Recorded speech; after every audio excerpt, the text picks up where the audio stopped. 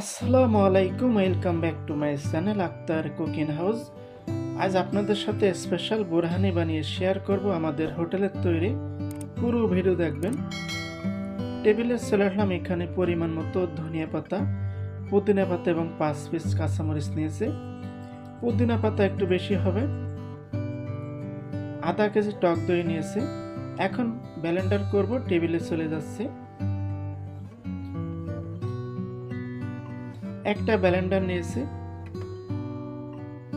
এখন বোরহানের উপকরণগুলো ব্লেন্ডারে দিয়ে দিচ্ছি।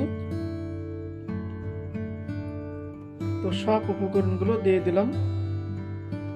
দিয়ে দিচ্ছি ঠান্ডা পানি 500 গ্রাম।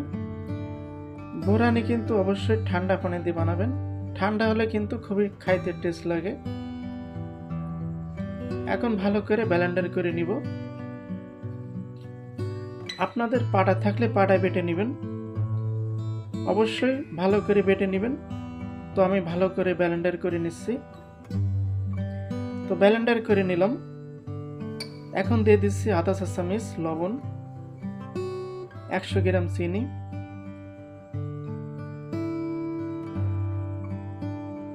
এক টেবিল চামচ বিট লবণ। বোরহানিতে আপনারা যেমন মিষ্টি খাবেন তেমন অ্যাড করে নেবেন। এখন টক দইগুলো দিয়ে দিলাম।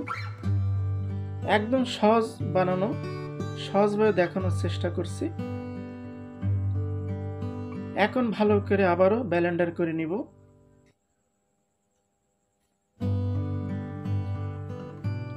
অতিরিক্ত গরম যদি লাগে তাহলে কিন্তু বোরহানি বানিয়ে খেতে পারেন, তাহলে কিন্তু গরম কমে যাবে।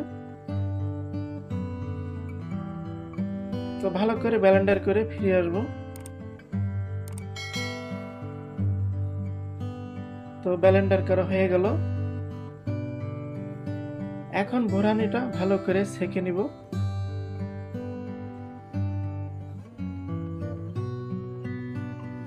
তো বোরহানিটা আমি ভালো করে ছেঁকে নিলাম। এখন দিয়ে দিচ্ছি আধা চা চামচ গোলমরিচের গুঁড়ো। আপনারা অবশ্যই দিবেন। বোরহানির উপকরণগুলো আপনাদের নিজেদের মতন অ্যাড করে নেবেন। তো বোরহানির কালার কিন্তু অনেক সুন্দর হয়েছে, দেখতে পাচ্ছেন, মাশাআল্লাহ। তো ভালো করে মিক্স করে নিব। তো বোরহানিটা এখন রেডি। তো প্রিয় ভাই বোনেরা, রেডি হয়ে গেল বোরহানি রেসিপি। আপনারা বাসাতে অবশ্যই ট্রাই করবেন।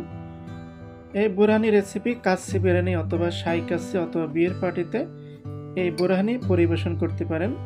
সহজভাবে দেখালাম। তো আজকের মতন এখানে বিদায় নিচ্ছি। আসসালামু আলাইকুম, আল্লাহ হাফিজ।